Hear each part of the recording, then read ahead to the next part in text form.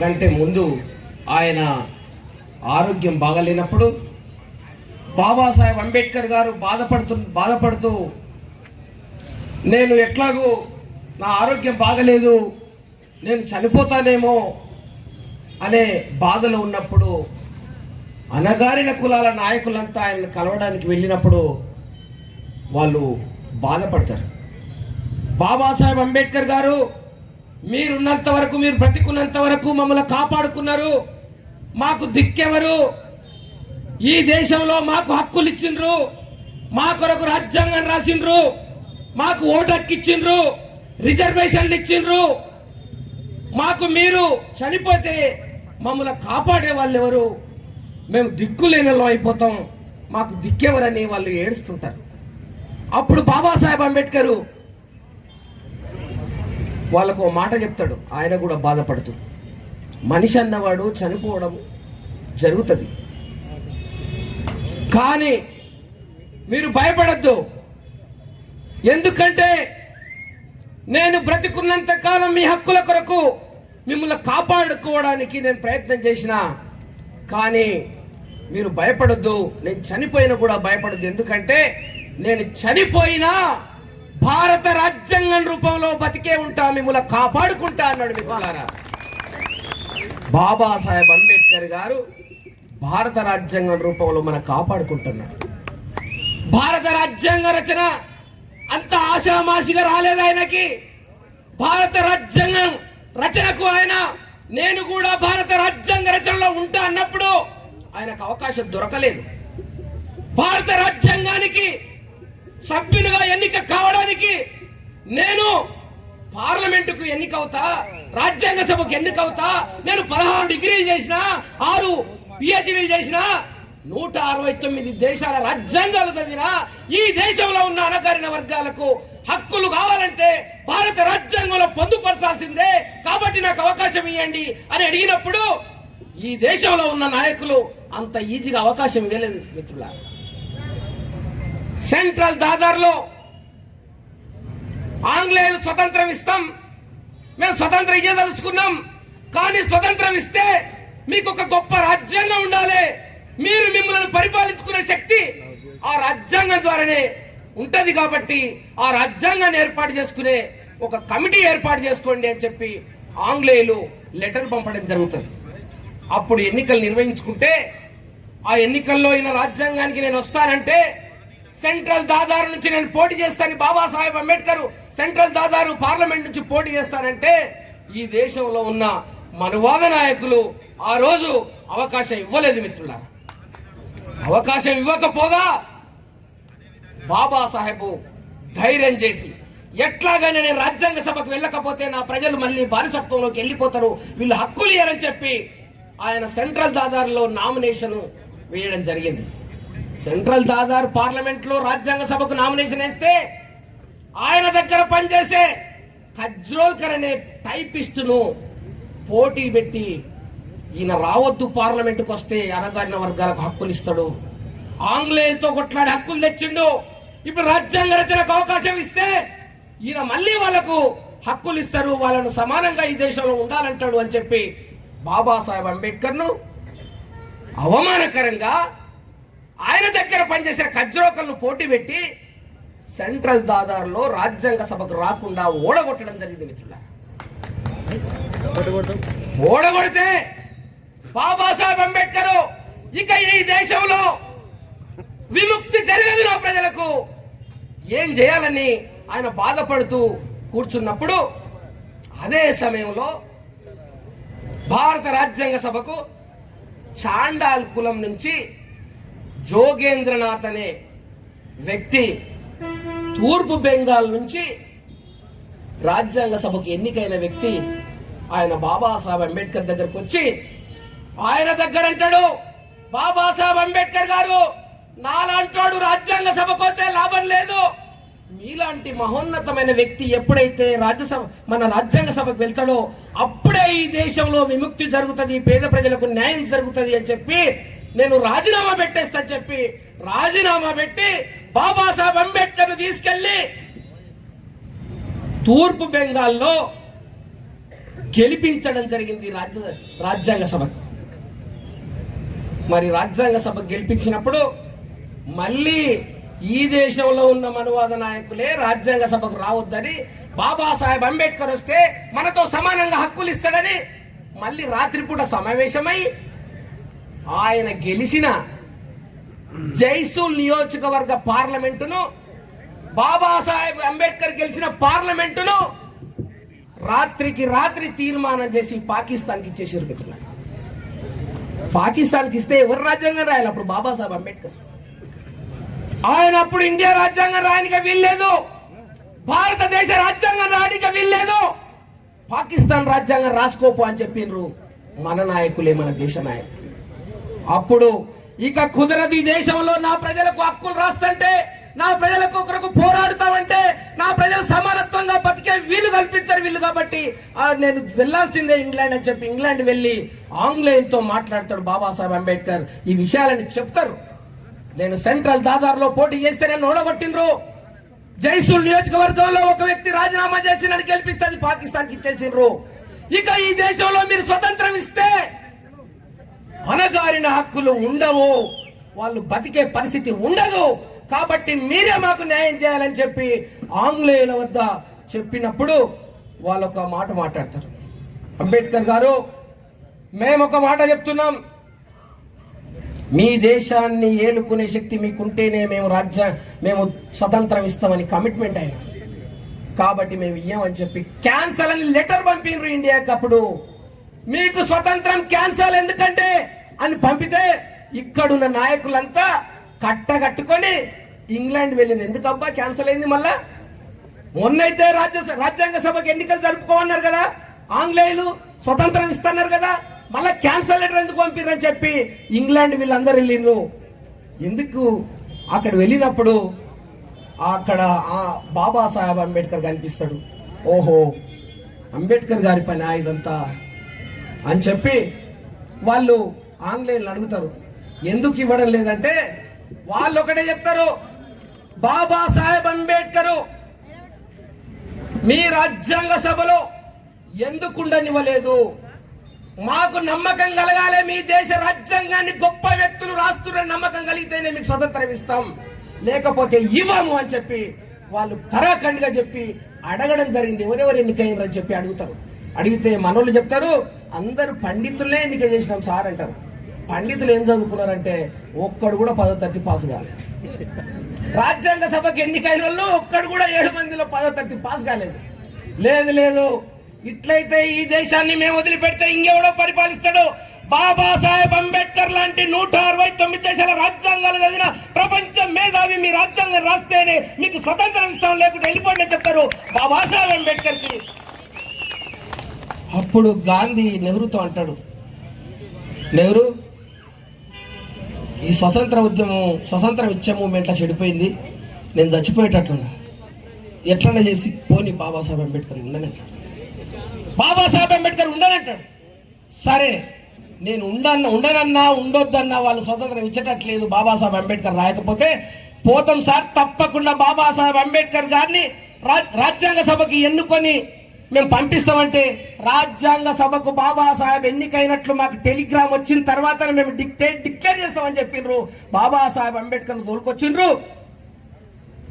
పూనాలో జేకర్ అనే రాజ్యాంగ సభకి ఎన్నికైన ఒక బ్రాహ్మణుడి రాజీనామా చేయించి, వద్దురా భయ్, ఈ కథ అంతా కాదు, ఇసొంటోళ్ళు రాస్తే వాళ్ళు స్వతంత్రం ఇయ్యరు, అందుకొరకు బాబాసాహెబ్ అంబేద్కర్ ఇక్కడ నుంచి యునానిమస్ గా బాబాసాహెబ్ అంబేద్కర్ విధి లేని పరిస్థితుల్లో అనగారిన జీవితాల కొరకు ఇక్కడ ఎన్నిక కాబట్టడం జరిగింది. మిత్రులారా, అంత ఈజీగా స్వతంత్రం రాకముందు రాజ్యాంగ సభకు బాబాసాహెబ్ అంబేద్కర్ ఎన్నిక కాలే. బాబాసాహెబ్ అంబేద్కర్ కృత నిశ్చయంతో ఉన్నాడు, ఈ దేశంలో ప్రజలను విముక్తి చేయాలనే నిశ్చయంతో ఉన్నాడు. ఆయన ఆ రకంగా రాజ్యాంగ సభకు ఎన్నిక కావడం జరిగింది. అప్పుడు నేను ఇంకో విషయం కూడా ఒక్క విషయం చెప్పి బంద్ చేస్తాను మిత్రులారా. 1931 రెండవ రౌండ్ టేబుల్ సమావేశం అప్పుడు బాబాసాహెబ్ అంబేద్కర్ గారికి లెటర్ వస్తుంది. ఏమని? బ్రిటిష్ ఇండియా రాజ్యాంగం తయారు చేయాలి, బ్రిటిష్ ఇండియా రాజ్యాంగం తయారు చేయాలంటే మీకు అణగారిన వర్గాలకు ఏ హక్కులు ఉండాలి, ఎలాంటి హక్కులు ఉండాలి, మరి ఎవరికి ఓటు ఉండాలి, ఎవరికి ఓటు ఉండొద్దు, రిజర్వేషన్లు ఉండాలన్నా వద్దా, రిజర్వేషన్లు ఎవరెవరికి ఉండాలి, దీని మీద చర్చ చేయాలి అని చెప్పి ఇండియా నుంచి ప్రతినిధులను పిలిపిస్తారు మిత్రులారా. పిలిపిస్తే దాంట్లో అంబేద్కర్ గారు కూడా లెటర్ వస్తుంది. అంబేద్కర్ గారు పోవాలి, రౌండ్ టేబుల్ సమావేశానికి వెళ్ళాలి. కానీ ఈయనకు అక్కడ వెళ్ళడానికి డబ్బులు ఇబ్బంది ఉంటుంది. కొడుకు బాగలేకుంటాడు, కొడుకు చావు బతుకుల్లో ఉంటాడు. బాబాసాహెబ్ అంబేద్కర్ గారి కొడుకు బాబాసాహెబ్ అంబేద్కర్ గారు కూర్చోను అలా ఇక్కడ నిలబడి మాట. బాబాసాహెబ్ అంబేద్కర్ గారు లండన్ రౌండ్ టేబుల్ సమావేశానికి వెళ్ళాలి. ఆయన ఇబ్బందుల్లో ఉంటాడు, ఆయన కొడుకు ఆరోగ్యం బాగలేకుంటుంది. ఆయన భార్యతో చెప్తాడు ఒక మాట, రమా నేను రేపు పొద్దుగాల ఆర్పర్కి వెళ్ళి నేను ఇంగ్లాండ్ వెళ్ళాల్సి ఉంది, రేపు కీలకమైన నిర్ణయాలు జరగబోతున్నాయి. రౌండ్ టేబుల్ సమావేశంలో నేను ఒక వెళ్ళకపోతే నా ప్రజల జీవితాలు బానిసత్వంలోనే కొనసాగుతాయి. మా ప్రజలకు ఓట్లు లేవు, మా ప్రజలకు రిజర్వేషన్ లేవు, చదువుకునే హక్కు లేదు, మానవ హక్కులు నేను కాపాడాలంటే వెళ్లాల్సిన పని ఉంది. నాకు ఇంగ్లాండ్ నుంచి లెటర్ వచ్చింది రౌండ్ టేబుల్ సమావేశానికంటే బాబాసాహెబ్ అంబేద్కర్ కు అక్కడ నుంచి భార్యకు చెప్పి కొడుకు ఆరోగ్యం బాగా లేకున్నప్పుడు కూడా ఆయన బాంబే వెళ్ళి ట్యూషన్ చెప్పిన డబ్బులు తీసుకొని రావడానికి వెళ్ళి మళ్ళీ ఇంటికి వస్తాడు మిత్రులారా. వచ్చినంబడే అక్కడ కొడుకు ఇంటికి వచ్చి చూస్తే చుట్టాలంతా ఏడుస్తూ ఉంటారు. ఏమైందని చూస్తే కొడుకు చనిపోయి ఉంటాడు. ఆయన ఒక గంటలో హార్పర్కి వెళ్ళి ఇంగ్లాండ్కు బయలుదేరాలి, కొడుకు శవం ఇంట్లో ఉంది. ఆయన ఏడ్చుకుంటూ ఆయన భార్య వచ్చి రమాబాయి అంబేద్కర్ గారు వచ్చి, ఒకవేళ నా కొడుకు కొరకు నీవు ఆగితే కోట్లాది మంది నా బిడ్డల జీవితాలు హక్కులు కోల్పోతారని నువ్వు వెళ్ళాలని చెప్పి ఆ మహాతల్లి రమాబాయి అంబేద్కర్ గారు కొడుకు శవాన్ని ఇంట్లో పెట్టుకొని ఏడ్చుకుంటూ డాక్టర్ బాబాసాహెబ్ అంబేద్కర్ ను మన కొరకు మన జీవితాల కొరకు ఇంగ్లాండ్ పంపించింది మిత్రులారా. పోయేటప్పుడు బాబాసాహెబ్ అంబేద్కర్ ఒక మాట అడుగుతాడు, రమా కొడుకును సమాధి చేయడానికి డబ్బులు ఉన్నాయంటాడు. అప్పుడు రమాబాయి అంబేద్కర్ గారు అబద్ధం ఆడుతుంది, నా దగ్గర డబ్బులు ఉన్నాయని చెప్తుంది. కానీ ఆమె దగ్గర డబ్బులు లేకుంటాయి. ఆమె అందరిని అడుగుతుంది, నా కొడుకును సమాధి చేయాలంటే మీద బట్ట కప్పాలి. అక్కడ ఆ బట్ట కప్పడానికి కూడా ఆమె తన డబ్బులు లేకుంటే ఆమె చీర కొంగును చింపి కొడుకు మీద కప్పి సమాధి చేసింది మిత్రులారా. ఆ త్యాగం వల్లనే ఈరోజు మనకు హక్కులు వచ్చినాయి మిత్రులారా. ఇంగ్లాండ్ వెళ్ళిండి ఆయన, ఒక కంట కన్నీరు పెడుతూనే మన హక్కుల కొరకు పోరాటం చేసిండు రామ్సే మెక్డొనాల్డ్ అడుగుతాడు, బాబాసాహెబ్ అంబేద్కర్ గారు ఎందుకు మీ కుమారుణ్ణి సమాధి కూడా చేయకుండా ఎందుకు వచ్చినావు, ఏంది ఈ యుద్ధం అని అడుగుతాడు బాబాసాహెబ్ అంబేద్కర్ ను. ఇంగ్లాండ్ ప్రధానమంత్రి, ఎందుకు వచ్చినావు, నీ కొడుకును సమాధి చేయకుండా ఎందుకు వచ్చినావు, ఈ బాధ ఎవరి కొరకు బాధపడుతున్నావు, ఎవరి కొరకు ఈ యుద్ధం అంటే బాబాసాహెబ్ అంబేద్కర్ అంటాడు, నా యుద్ధం my battle not for the power, my battle not for the wealth, my battle for the reclamation of human personality అంటాడు మిత్రులారా. అంటే తెలుగులో చెప్తా, నీ యుద్ధం దేనికోసం అంటే నా యుద్ధం అధికారం కోసమే కాదు, మా పేద ప్రజలకు అధికారం కోసమే కాదు, మరి నా యుద్ధం సంపద కోసమే కాదు అంటాడు.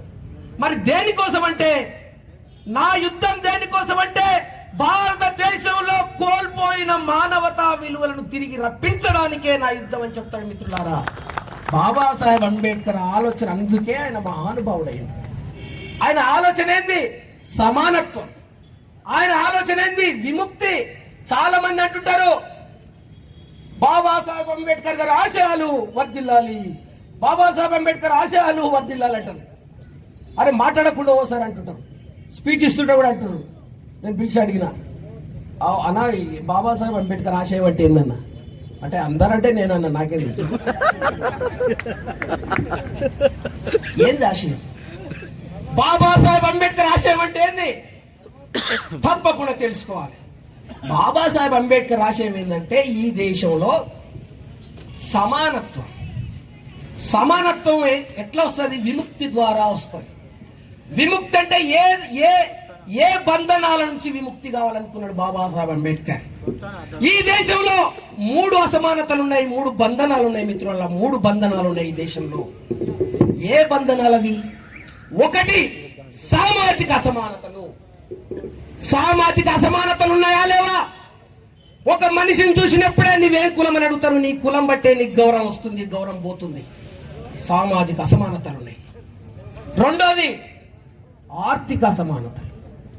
మూడోది రాజకీయ అసమానతలు. మీ కులం అడిగినప్పుడే నీ కులవాడు ఎమ్మెల్యే రాలేదా? లేడు, అయితే నీకు గౌరవం లేదు, నీకు రాజకీయంగా అర్హత లేదు, నీ పనులు పోలీస్ స్టేషన్లో కావు. కాబట్టి భారతదేశంలో అంబేద్కర్ ఏం కోరుకున్నాడంటే 3 సమానత్వం కావాలి. ఒకటి సామాజిక సమానత్వం కావాలి, రెండోది ఆర్థిక సమానత్వం కావాలి, మూడోది రాజకీయ సమానత్వం కావాలి. అప్పుడే విముక్తి వస్తుంది, ఈ దేశంలో సమానత్వం వస్తుంది. ఆ సమానత్వం కొరకే నా పోరాటం అని చెప్పి ఆయన పోరాడి మనకు గొప్ప రాజ్యాంగాన్ని అందించిండు. ఆ రాజ్యాంగం ఏం చెప్తుందంటే సమానత్వం చెప్తుంది మిత్రులారా. మనకు సమానత్వం ఉండాలా, అసమానత్వం ఉండాలి. ఆ దాని కొరకే ఈరోజు బాబాసాహెబ్ అంబేద్కర్ని ఇంతమందిని కలిసి పూలే గారి గురించి బాబాసాహెబ్ అంబేద్కర్ గొప్ప మాట చెప్తాడు. ఆయన కరుణామయుడు అంటాడు బాబాసాహెబ్ అంబేద్కర్ పూలే గారిని. కరుణామయుడు అంటాడు. 1827లో పుట్టిన పూలే గారు ఈ అసమానతలు గుర్తించి, ఈ అన్యాయాలను గుర్తించి ఆయన పిల్లలను కూడా కంటే నా పిల్లల మీద ప్రేమతోటి సమాజాన్ని గుర్తించానేమో, సమాజానికి సేవ చేయనేమని పిల్లలు కాకుండా ఆపరేషన్ చేసుకొని ఆయన కరుణను మన పైన ఇచ్చిండు పూలే గారు. కాబట్టి అంబేద్కర్ అంటాడు ఆయన కరుణామయుడు అంటాడు. నాకు 3 గురువులు అంటాడు. 3 గురువులు, 3 దేవతలు అంటాడు బాబాసాహెబ్ అంబేద్కర్. 3 గురువులు ఎవరు? మొట్టమొదటి గురువు బుద్ధుడు, రెండో గురువు కబీర్, మూడో గురువు పూలే. 3 గురువులు అంటాడు. 3 దేవతలు అంటాడు. దేవుళ్ళు అల్లే, ఎందుకంటే స్త్రీలను గౌరవించే పద్ధతి ఉంది, సమానత్వం కోరుకునే పద్ధతి ఉంది. కాబట్టి 3 దేవతలు అంటారు. ఆ 3 దేవతలు మనకు ఖచ్చితంగా ఉండాలంటాడు బాబాసాహెబ్ అంబేద్కర్. 3 దేవతలు ఎవరు? బంద్ చేస్తున్నా, ఓకే, 1 నిమిషం చేసి బంద్ చేస్తా. సారీ, చాలాసేపు మాట్లాడినా. 3 దేవతలు ఎవరు చెప్తా. 3 దేవతల్లో మొట్టమొదటి దేవత ఎవరు? తప్పకుండా ఉండాలంటాడు. ఎవరు మొట్టమొదటి దేవత? విద్య. విద్య ఉండాలి. రెండో దేవత ఎవరు ఉండాలి? ఆత్మగౌరవం. ఆత్మగౌరవం కూడా దేవతగా ఉండాలి మనకి. మూడో దేవత ఏముండాలి? శీలం ఉండాలంటాడు బాబాసాహెబ్ అంబేద్కర్. అందుకే బాబాసాహెబ్ అంబేద్కర్ గారు కన్న కళలను మనం నెరవేర్చాలంటే, ఆయన ఆశయం వర్ధిల్లాలంటే రాజ్యాంగం కాపాడుకునే దిశగా మనం ప్రయాణం చేసి రాజ్యాంగాన్ని కాపాడుకొని ఆయన ఆశయం వర్ధిల్లేటట్టు చేయాలని చెప్పి మనం సెలవు తీసుకు జై భీమ్.